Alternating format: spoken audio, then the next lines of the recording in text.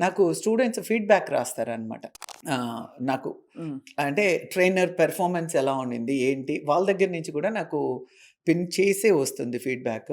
దానిలో రాస్తారు. హరీష్ సార్‌కి పెద్ద ఫ్యాను, అండ్ రెహమాన్ గారికి, అఖిల గారికైతే ఫుల్ ఉంటారు. దెన్ హరి వీళ్ళందరికీ ఏంటంటే so he is thanks. Excellent అని బ్యూటిఫుల్ ఫీడ్‌బ్యాక్స్ వస్తాయి నాకు. హరి సార్ అయితే he is a head hair trainer. Is a head. నేను ఈ ఇండస్ట్రీలో 15-16 ఇయర్స్ అవుతుంది నాకు. ఎక్స్‌పీరియన్స్. మేజర్‌గా నేను చూసిందేంటంటే బయట అకాడమీస్ కన్నా మన అకాడమీలో మేజర్‌గా మిర్రర్స్ అకాడమీలో మేజర్‌గా ఏంటంటే ఎడ్యుకేషనల్ మీద బాగా ఫోకస్ చేస్తాము. ఎడ్యుకేషన్ మీద ఫోకస్ చేస్తాము. ఈ అకాడమీ పెట్టినందుకు కారణం ఏంటంటే విజ్ మ్యామ్ ఏంటంటే మేజర్‌గా బయట హెయిర్ డ్రెస్సర్‌లని చూసి ఏంటంటే టెక్నికల్ నాలెడ్జ్ లేకున్న వాళ్ళని అంటే నార్మల్‌గా అంతకుముందు ఉన్న హెయిర్ డ్రెస్సర్స్‌ని చూడడం వల్ల ఏంటంటే మామూలుగా టెక్నికల్ నాలెడ్జ్ లేదు ఎక్కువగా వాళ్ళకి. సో, అలాంటి వాళ్ళకేంటంటే ఓన్లీ ప్రాక్టికల్ నాలెడ్జ్ ఉన్న వాళ్ళని చూసి రైట్. అది చూడలేక మ్యామ్ ఏం చేశానంటే ఒక మంచి ఎడ్యుకేషనల్ ఇవ్వాలి సొసైటీకి.